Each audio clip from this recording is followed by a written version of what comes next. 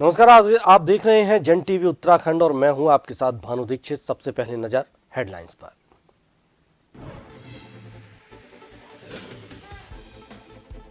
Dhami cabinet की बैठक, धर्मस्व तीर्थाटन परिषद सहित कई प्रस्तावों पर होगा मंथन, अहम फैसले पर लगेगी मोहर।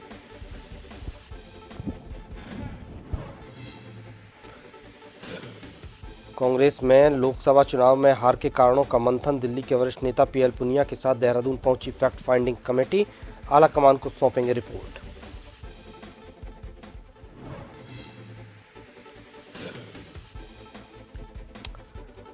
उत्तराखंड चुनाव में जीत के बाद पहली बार पहुंचे कांग्रेस मुख्यालय, विधायक, प्रदेश अध्यक्ष समेत तमाम नेताओं ने किया स्वागत। काजी निजामुद्दीन लखपत बुटोला को मिली थी जीत, नवनिर्वाचित विधायकों का हुआ स्वागत। पौड़ी में नशे की हालत में स्कूल पहुंचा शिक्षक, डीएम ने शिकायत पर लिया संज्ञान, गांव वालों की रिपोर्ट पर विभाग से मांगा जवाब।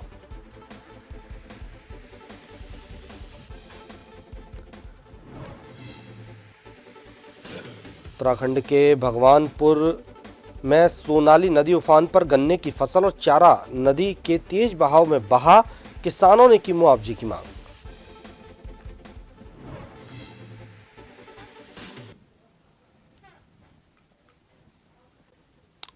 खबर है विस्तार से। मुख्यमंत्री पुष्कर सिंह धामी की अध्यक्षता में आज प्रदेश के मंत्रिमंडल की बैठक होगी। बैठक में चारधाम यात्रा के सुगम और सुरक्षित संचालन के लिए उत्तराखंड धर्मस्व तीर्थाटन परिषद का प्रस्ताव आ सकता है। इसके लिए गठित उच्च स्तरीय समिति ने मुख्यमंत्री को अपनी रिपोर्ट सौंप दी थी। राज्य सचिवालय में 4 बजे से होने वाली बैठक में 1 दर्जन से अधिक प्रस्ताव रखे जा सकते हैं। इसमें आपदा मुआवजा राशि में वृद्धि, भूजल पर टैक्स, पिरूल के दाम में इजाफे के साथ ही गृह आवास, शहरी विकास आदि विभागों के प्रस्ताव आ सकते हैं। तो वहीं स्वास्थ्य विभाग की ओर से सरकारी अस्पतालों में रोगियों से वसूले जाने वाले यूजर्स चार्ज की दरों को युक्ति संगत बनाने का प्रस्ताव लाया जा सकता है।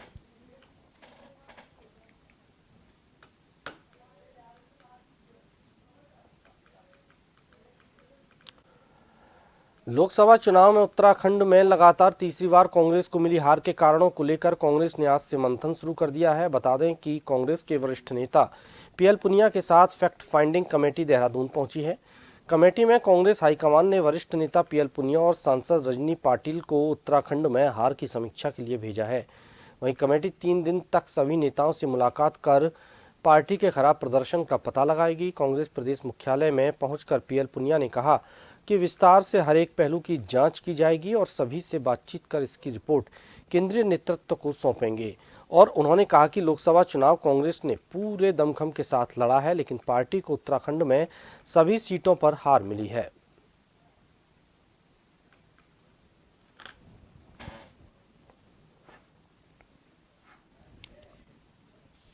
चुनाव लड़ा था, मजबूत संगठन है, संगठन में काफी मजबूती से काम किया है।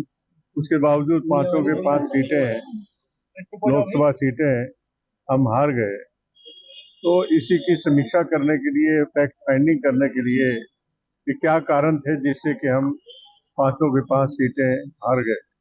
तो इसी के सिलसिले में तो कांग्रेस अध्यक्ष मल्लिकार्जुन खड़गे जी ने ये निर्णय लिया कि जहां जहां पर हमारा प्रदर्शन, पार्टी का प्रदर्शन ठीक नहीं रहा है, वहां पर जाके पता किया जाए क्या क्या कारण रहे हैं। राष्ट्रीय नेतृत्व ने और कांग्रेस अध्यक्ष आदरणीय मल्लिकार्जुन खड़गे जी ने लोकसभा चुनाव में जो पराजय मिली है उसको दृष्टिगत रखते हुए सभी हमारे जो वरिष्ठ नेतागण हैं, जो हमारे माननीय विधायक हैं, जो पूर्व विधायक हैं और जो हमारे संगठन के प्रमुख लोग हैं, कार्यकर्ता हैं, उनकी विचारों को जानने के लिए, फीडबैक लेने के लिए खड़गे जी ने पुनिया साहब को भेजा है। निश्चित रूप से खुले मन से बात होगी और सबके विचार लिए जाएंगे।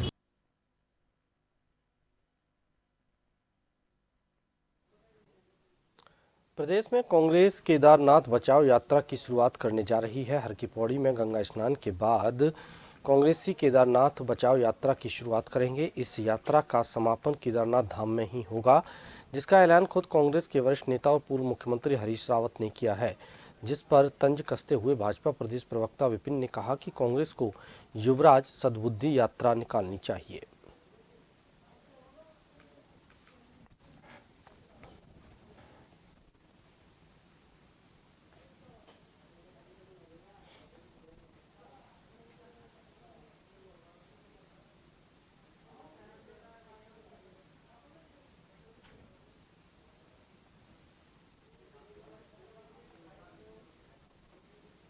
कांग्रेस के प्रदेश अध्यक्ष जी को सद्बुद्धि यात्रा निकालनी चाहिए। युवराज सद्बुद्धि यात्रा, उनके युवराज संसद में सनातन धर्म के खिलाफ, हिंदू धर्म के खिलाफबाजी करते हैं, तब कांग्रेस के प्रदेश अध्यक्ष कहां से होते हैं? जब उनके युवराज कहते हैं, सनातनियों को कहते हैं मंदिर में जाने वाला हर सनातनी छेड़खानी करता है, तब इनके प्रदेश अध्यक्ष जी की सनातनी धर्म के प्रति आस्था कहाँ चली जाती है? कांग्रेस को अपने युवराज की सद्बुद्धि यात्रा निकालनी चाहिए। भारतीय जनता पार्टी को इस तरह से तोड़ने मरोड़ने के लिए चीजों को कुछ कहने को है नहीं, तो घूम फिरकर राहुल गांधी और प्रियंका गांधी पर उनका टारगेट हो जाता है। वो आप जनता को बोरिंग भी लगने लगा है। आपका कुछ नया सोचकर भारतीय जनता पार्टी को कांग्रेस पर हमला बोलना चाहिए, और शर्म इनको इसलिए भी आना चाहिए, इसलिए क्योंकि केदारनाथ का जो सोना चोरी हुआ उस पर अभी तक बात नहीं हुई। QR कोड वहां लग गया, चंदा हुगाई कर, उस पर बात नहीं हुई। केदारनाथ जो दिल्ली बुराड़ी का केदारनाथ धाम ट्रस्ट है, उसको NOC किसने दी, ट्रस्ट का नाम केदारनाथ धाम की तर्ज पर रखने के लिए, उस पर बात होनी चाहिए। मंगलौर से विधायक काजी निजामुद्दीन उपचुनाव में जीत के बाद पहली बार कांग्रेस मुख्यालय पहुंचे। वहीं बद्रीनाथ सीट से विधायक लखपत बुटेला भी पहली बार कांग्रेस मुख्यालय पहुंचे। कांग्रेस कार्यकर्ताओं ने उत्साह के साथ दोनों प्रत्याशियों का स्वागत किया। बता दें कि बद्रीनाथ से लखपत बुटेला ने राजेंद्र भंडारी को भारी मतों से हराया, तो वहीं मंगलौर में काजी निजामुद्दीन ने भाजपा के करतार सिंह भड़ाना को पटकनी दी।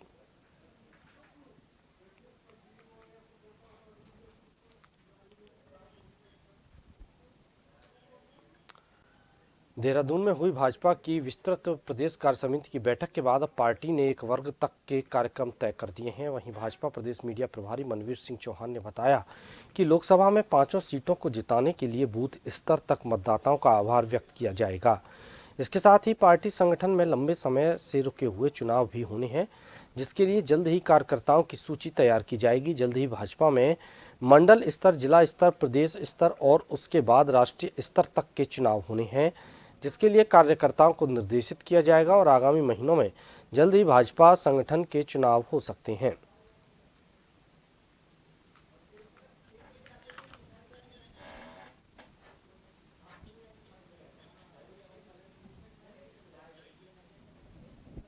सबसे पहला जो कार्यक्रम भारतीय जनता पार्टी का जो अभी चलाया जा रहा है, उत्तराखंड की जनता ने आदरणीय नरेंद्र भाई मोदी जी को तीसरी बार प्रधानमंत्री बनाने के लिए बड़ी उत्साह के साथ प्रचंड बहुमत भारतीय जनता पार्टी को दिया है।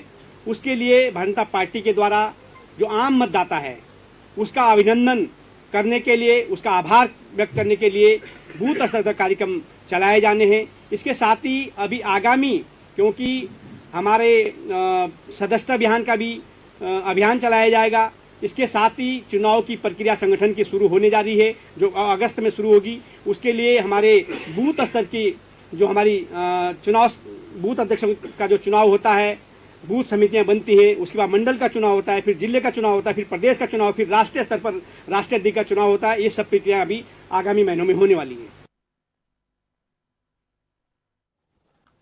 उत्तराखंड में हुए उपचुनाव में दोनों सीटों में मिली करारी हार के बाद भी भाजपा ज़्यादा टेंशन में नहीं लग रही, क्योंकि हाल ही में मंगलौर और बद्रीनाथ विधानसभा उपचुनाव में भाजपा को मिली हार पर भाजपा के पूर्व प्रदेश अध्यक्ष और वरिष्ठ विधायक बंशीधर भगत का कहना है कि ऐसे छोटे मोटे झटके लगते रहते हैं। हार पर अपनी बात कहते हुए बंशीधर भगत ने कहा कि मंगलौर सीट तो हम हमेशा हारते थे, इस बार तो हमने अच्छा प्रदर्शन किया है।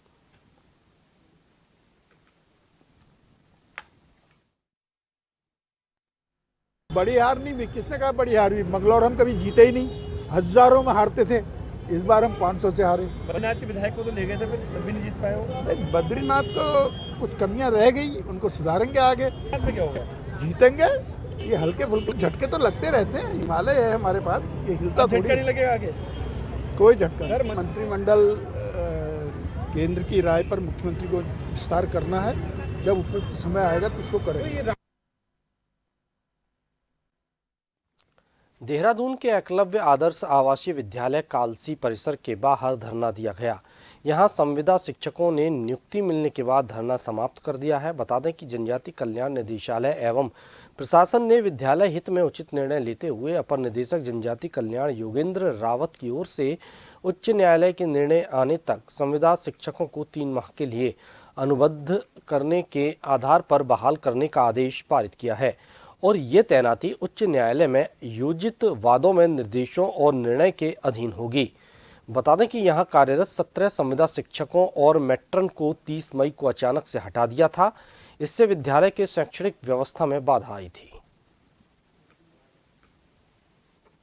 संगठन समिति की दिशा निर्देशों के क्रम में आज इनकी ज्वाइनिंग, जो 16 संविदा अध्यापक और एक मैटर्न धरने पे बैठे हुए थे, उनको आज ज्वाइनिंग समिति के द्वारा जो लेटर आया है उसके क्रम में ज्वाइनिंग दे दी गई है। कालसी है, यहाँ पे अपनी मांगों को लेकर के जो संविदा शिक्षक यहाँ पे एक तरह से धरनारत थे विगत काफ़ी समय से, उनके साथ एक सकारात्मक माहौल में वार्ता भी हुई है और जो निदेशालय जनजातीय कल्याण है वहाँ से जो आदेश आया है उसके क्रम में प्रधानाचार्य के द्वारा उनको ज्वाइन भी करा लिया गया और ये धरना समाप्त हो गया है। बाकी इनकी जो कुछ अन्य मांगें हैं उनको लेकर के सक्षम स्तर पे जो है वो निर्णय लिए जाने की प्रक्रिया गतिमान है। विद्यालय जो कालसी है वो उत्तराखंड का नहीं बल्कि देश का मैं कहूँगी कि सर्वश्रेष्ठ एकलव्य विद्यालय है। जितने अच्छे रिजल्ट और जितने अच्छे क्षेत्रों में यहाँ के बच्चे गए हैं वो हम सब के लिए, जनजाति क्षेत्र के लिए एक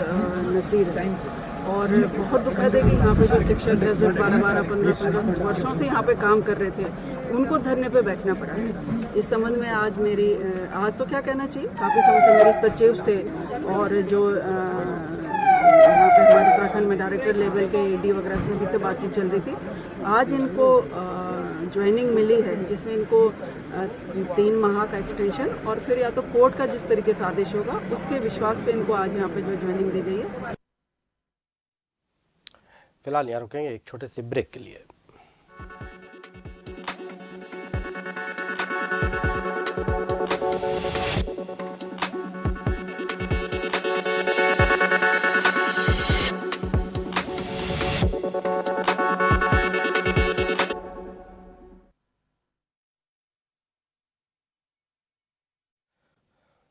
ब्रेक के बाद आपका स्वागत है। आगे बढ़ते हैं। न्यायमूर्ति मनोज कुमार तिवारी ने बुधवार को हल्द्वानी सब कारागार का निरीक्षण किया और STH में लीगल एड क्लिनिक का उद्घाटन के अलावा FTI में हरेला उत्सव पर पौधारोपण कर कार्यक्रम में प्रतिभाग किया।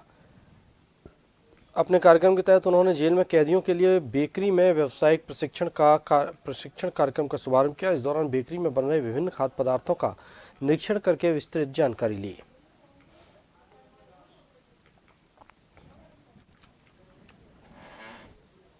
जेल यहाँ सजा के रूप में नहीं भेजा जाता है।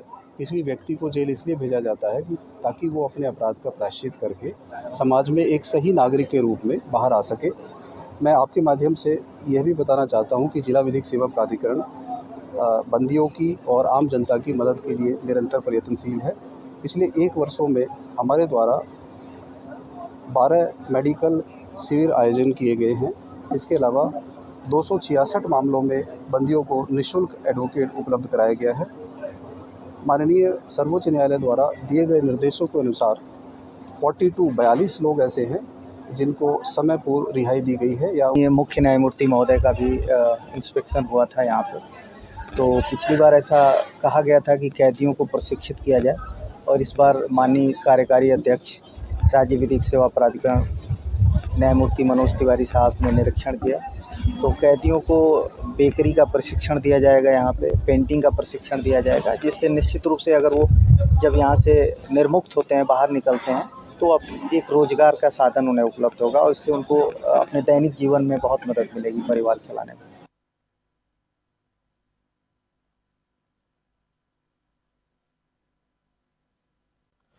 भगवानपुर में सोनाली नदी अपने पूरे शवाब पर है। पट्टाधारी किसानों द्वारा उगाई गई गन्ने की फसल और पशुओं का चारा नदी में आए तेज पानी के बहाव के साथ बह गया, तो वहीं फसलें भी बह गईं, जिसे देखने के लिए आसपास के लोगों की भीड़ उमड़ गई। बता दें कि सोनाली नदी में आए पानी से छोटे पट्टाधारी किसानों की फसलें तेज बहाव के साथ बह गईं। इससे किसानों को भारी नुकसान हुआ है, जिसकी पूर्व सभासद ने निंदा की और सरकार से छोटे किसानों को मुआवजे की मांग की है। पानी आने से पब्लिक का बहुत नुकसान है। आम लोग जो किसान लोग हैं, छोटे बेचारे जिन लोगों को पट्टे मिले हुए हैं, उनकी मक्की, चरी, गन्ना ये सब बह गया। अच्छा। कुछ लिप्टिस के पेड़ लगे हुए थे वो भी बह गए। बड़ा भारी नुकसान है और पानी का रुख उधर से इधर बदल गया, उर्ली साइड में। तो कटाव भी हुआ? कटाव भी हुआ है और भारी नुकसान। टनकपुर पिथौरागढ़ जिले की लाइफलाइन माने जाने वाली टनकपुर पिथौरागढ़ ऑल वेदर सड़क एक बार फिर से चंपावत जिले में जगह जगह बंद हो गई है। हाईवे बंद होने से सैकड़ों वाहन यात्री रास्ते में फंस गए हैं। कई वाहनों और यात्रियों को टनकपुर में रोका गया है। लगातार ऑल वेदर सड़क बंद रहने से रास्ते में फंसे यात्रियों को भीषण गर्मी में काफ़ी ज़्यादा दिक्कतों का सामना करना पड़ रहा है।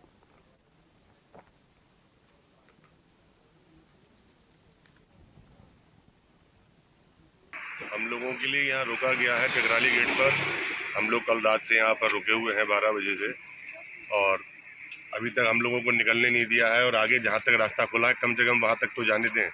इतना टूरिस्ट है कि यहाँ पर, और अधिकतर टूरिस्ट के पास ना तो पैसा है जो अपनी और सुख सुविधाओं में यहाँ कर सके, और ना ही यहाँ का प्रशासन हम लोगों को आगे बढ़ने की परमिशन दे रहा है। इस बात से हम लोग बहुत परेशान हैं।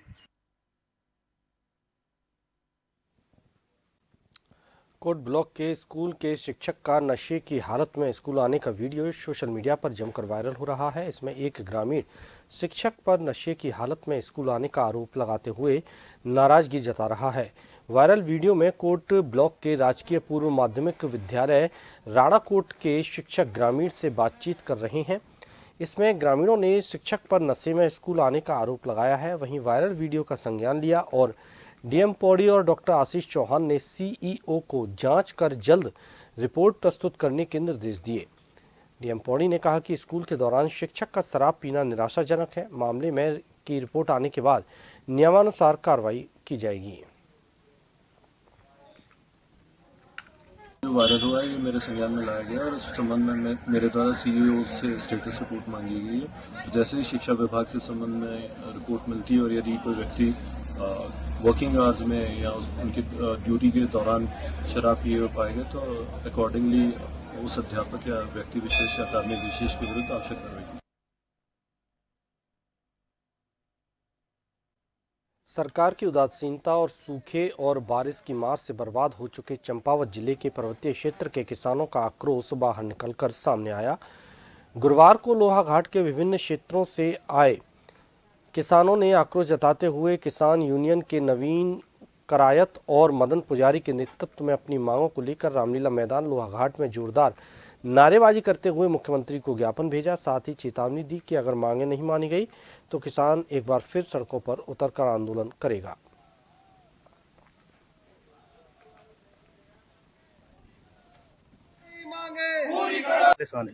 किसान निराश है, हताश है। आज कभी किसान सूखे की मार झेलता है और कभी अधिक बरसात हो जाती है। आज इतनी परेशानी हो गई किसानों के लिए कि सारी फसलें बह चुकी हैं, फसलों के साथ साथ उनके खेतों की मिट्टी भी बह चुकी है। और हमारा बार बार यही कहना है कि हमारे उत्तराखंड के मुख्यमंत्री कि महोदय किसानों को कम से कम 5,000 रुपया पर मंथ पेंशन दी जाए और किसानों पर लगे सारे ऋण माफ़ किया जाए और किसानों की स्थिति को देखते हुए किसानों को जैसे भोजन माता, अन्य आशा कार्यकर्ती, अन्य कार्यकर्ताओं को प्रोत्साहन राशि दी जाती है, उसी प्रकार किसानों को भी प्रोत्साहन राशि दी जाए और किसानों पर लगे सारे ऋण माफ। काफ़ी समय से बैठक हो नहीं पा रही थी, तो आज जब सरकार की नीतियों को, सरकार की कार्रवाई को देखा तो किसान बहुत नाराज मिले। हम जब पहले बारिश नहीं हुई तब परेशान था, सूखा हो गया, ना तो उसको उचित मुआवजा मिला। मुआवजा भी हमने देखा कि कहीं कुछ अलग रेट था मुआवजे का, कहीं कुछ अलग रेट था। किसान सब जगह एक ही तरह मेहनत कर रहा है। मुआवजे का इन्होंने जो विभाजन किया है, ये हम असंतुष्ट हैं किसान सब। दूसरा, किसानों को जो राजस्व विभाग से सर्वे जो हुआ था वो दोबारा कराना चाहता है किसान, क्योंकि किसान इससे संतुष्ट नहीं है। कई चीजें इसमें और दी गई है हमारे यहाँ। कभी सब्जी मंडी की व्यवस्था बनाई जाए ताकि किसान जो थोड़ा बहुत भी उत्पाद हो रहा है उसको भी अपना बेचने के लिए जगह मिले उसे। और कई चीजें ऐसी हैं, लंपी वायरस आया, कोई इनको किसानों को सरकार की तरफ से छूट नहीं मिली, कृषि ऋण सब। और फिलहाल यहाँ एक बड़ी खबर आ रही है, इस वक्त की बड़ी खबर आपको बता दें, देहरादून से धामी कैबिनेट की बैठक शुरू हो चुकी है। इस वक्त की बड़ी खबर आ रही है, जहां धामी कैबिनेट की बैठक शुरू हो चुकी है। देहरादून से ये बड़ी खबर, बैठक में मंत्री गणेश जोशी, कैबिनेट की बैठक में मंत्री धन सिंह रावत, सतपाल महाराज मौजूद हैं।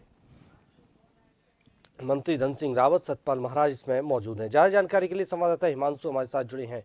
हिमांशु, आज सीएम धामी की कैबिनेट की अहम बैठक हो रही है, काफ़ी अहम इसको माना जा रहा है। इस बैठक में कौन कौन से प्रस्ताव रखे जाएंगे? निश्चित रूप से भानु, आपको बताना चाहता हूं कि उत्तराखंड की जो धामी कैबिनेट है उसकी बैठक शुरू हो चुकी है और इस बैठक में जो कैबिनेट मंत्री हैं सतपाल महाराज मौजूद हैं, धन सिंह रावत मौजूद है, गणेश जोशी, प्रेमचंद अग्रवाल की बात कर ली जाए तो ये मौजूद है और मुख्यमंत्री पुष्कर सिंह धामी की अध्यक्षता में ये बैठक हो रही है। वहीं अगर प्रस्तावों की बात करें तो इस बैठक में उत्तराखंड धर्मोत्सव तीर्थाटन जो परिषद है उसका प्रस्ताव आ सकता है, स्वास्थ्य विभाग के इससे महत्वपूर्ण प्रस्ताव आ सकता है और तकरीबन जो माना जा रहा है अभी तक 1 दर्जन से ज्यादा प्रस्तावों पर मुहर लगने की संभावना है, क्योंकि ये जुलाई महीने में धामी कैबिनेट की पहली बैठक है। इसके साथ ही साथ इस मंत्रिमंडल की जो बैठक हो रही है इसमें खनन, स्वास्थ्य, चिकित्सा, शिक्षा, आवास, वन विकास समेत कई और भी विभागों के महत्वपूर्ण प्रस्तावों पर मुहर लग सकती है। और इसी के तहत जिस तरीके से उत्तराखंड में लगातार पिछले महीने जो विशाल अग्नि का रूप देखने को मिला था, इसको लेकर जो है वन विभाग के तहत फायर फॉरेस्ट कमेटी के गठन से संबंधित प्रस्ताव पर भी मुहर लग सकती है, चर्चा में लाया जा सकता है। हालांकि जब ब्रीफिंग होगी तब कुछ निकल के सामने आएगा कि क्या क्या प्रस्ताव और मुहर रखे गए थे। जी, बहुत बहुत शुक्रिया हिमांशु आपका तमाम जानकारी के लिए।